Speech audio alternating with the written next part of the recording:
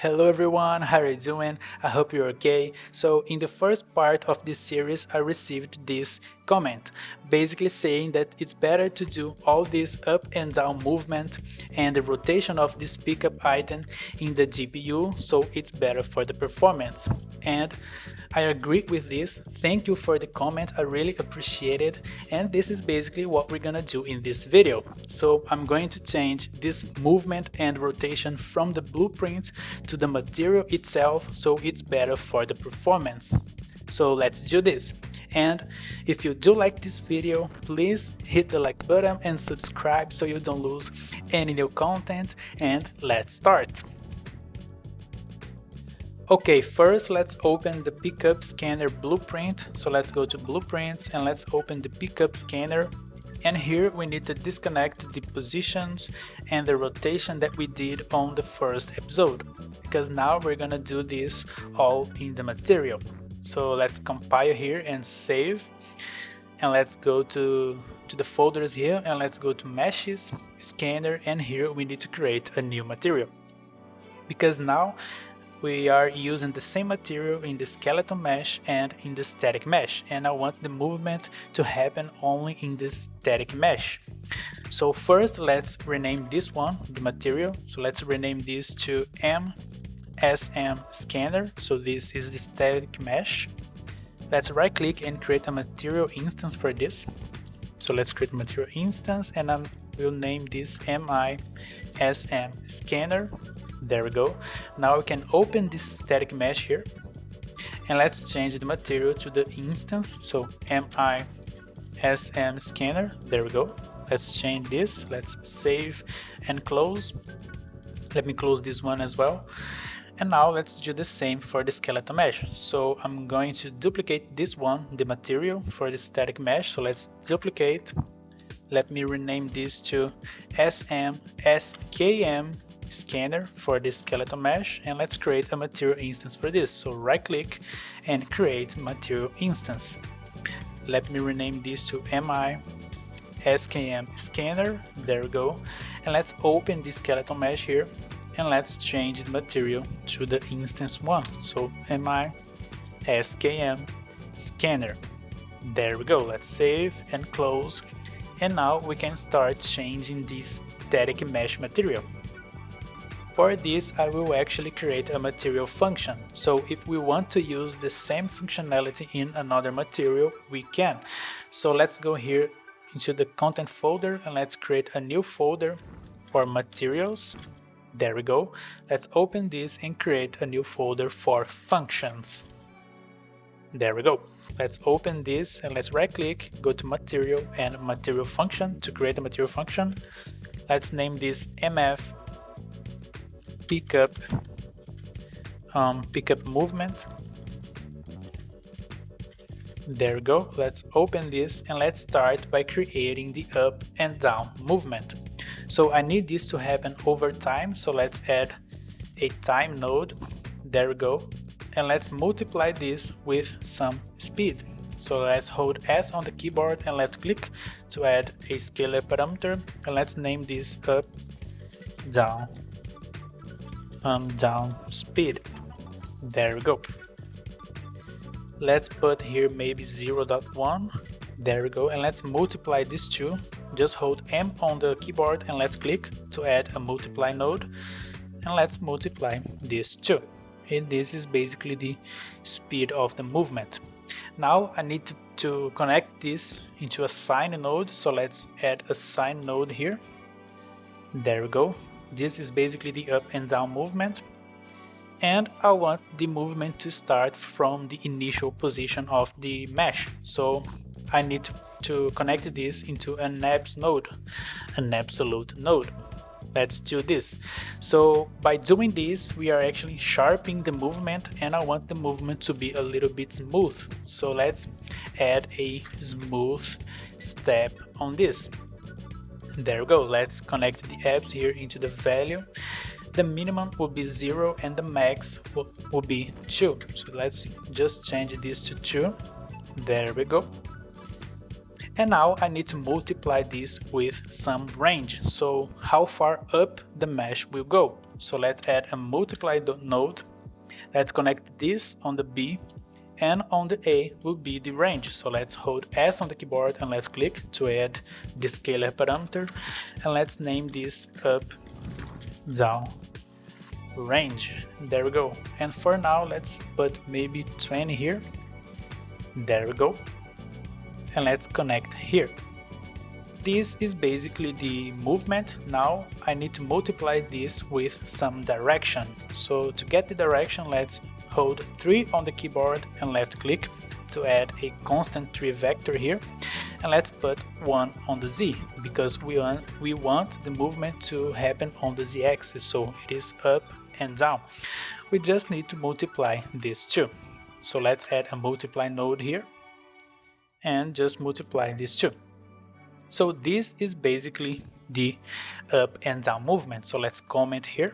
Let's select all this and let's comment up and down movement. There we go. Now we need to create the rotation. So we need to add the rotation on this. So for the rotation, we need basically the same thing on the beginning here. So let's add a time node. There we go. And let's multiply this with some kind of rotation speed. So let's hold S on the keyboard and left click to add a scalar parameter node, and let's name this rotation speed. There we go. Let me put here 0.1 and let's multiply these two together. There we go.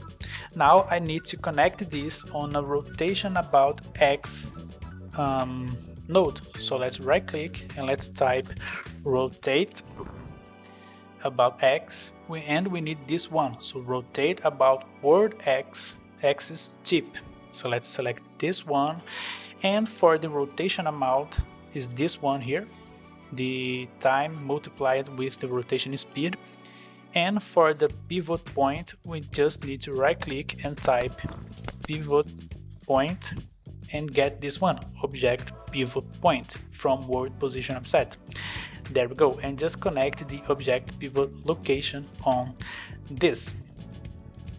And this is basically the rotation. So we want the rotation to happen on the Z-axis, so I'm going to get the Z-axis here, and let's add on top of this. So to add an add node, just hold A on the keyboard and left click, and we add this node. Let's connect this on the A and the Z here on the B. There we go. And this is basically the rotation. So let's just comment here, rotation. And let me select this output node here, and let's change the output name to world position. Let me put underline here, so world position offset. There we go, and let's connect this to this. And now let's use this material function so you can see this happening. To use this is really simple, so let's go here to the folders, let's go to meshes, scanner, and let's open the static mesh scanner material, this one. So let's open here, and here is the setup that we did with the textures. So let me just put this a little bit up here, and here we have the world position offset.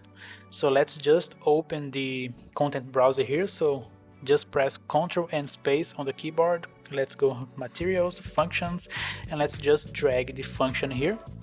There we go, and we have the world position offset. Just connected this on the world position offset here, and we have the material rotating and going up and down. Let's apply this and save so I can show you. And if we go now here to the map, we have the item going up and down, as you can see. Let me delete this one. There we go. As you can see, it is going up and down.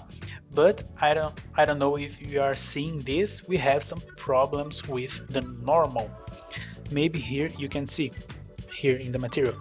We have some weird things going on here with the normals. This is because we are changing the positions and the rotation of the material, but we are not changing the normal. So to fix the normal, let's go back to the function here, and we need to fix this in the rotation. So let me increase a little bit the comment here. And here we have a node called fix. Let me type here. This one, fix rotate about axis normals. We need to get this and let's put here. And we need to pass two informations here. The first one is the rotation axis. This is the axis that we are using in the rotation. So we are using the Z axis. So to do this, let's hold 3 on the keyboard and left click. There we go, and let's put 1 on the Z because we are using the Z axis, and this is this first one, the rotation axis. And for the rotation angle is basically the same one here. So let's connect this here, and there we go. Now we have this new tangent space vertex normal, but we need to use this with our normal texture, so we need to use both of this. So I'm going to actually create an input for this function. To create an input, just right click and type input, and you'll find the function input. So just select this. The type of this input will be vector3, so make sure this is vector3 on the input type here. And now we need to connect this on a node called blend angle, this one in the normals, blend angle corrected normals. Let's just select this, and for the base normal we need to connect this new tangent space vertex normal here. There we go. And for the additional normal we need to connect the texture, the normal map that we are using, so this input here. So let's connect this. And now we need to output the results. So to create another output, right click and type output. This one, function output. Let's connect here and let's change the output name to correct normals. There we go. And let's connect the result on this. Now if we apply and save, let's go back here. As you can see, we have an input here. This is the normal. Let's change the name of the input here. So the input name, let's change this to normal map. There we go. Let's apply and save. Let's go back to the scanner material. Let me delete this one to refresh. So let's just drag again. And there we go. We have a normal map input, and we have the word position offset output and the correct normals output. So now we just need to connect this normal map here, or the normal map that you are using here, and the correct normals on the normal, and the word position offset on the word position offset here. And there we go. Now we have the material working. So let's apply and save. There we go. Let's go back to the map here, and now everything is working. So we have the same type of animation, the up and down and rotation, but now on the GPU. So it's more performant. So there we go. And now that we did all the movement and rotation in the material, we can go back to the scanner pickup blueprint. So let's open this, and we can delete the positions and the rotation that we did on the first episode, because now we are doing all this in the material itself. So let's compile and save, and there we go. This is basically it for this extra episode. I just wanted to show you guys how you can create the same type of animation but in the GPU, so it is better for the performance, and this is basically how you can do it. So if you do like this video, please hit the like button and subscribe so you don't lose any new content. And as always, thank you for watching, keep learning, and I'll see you in the next video.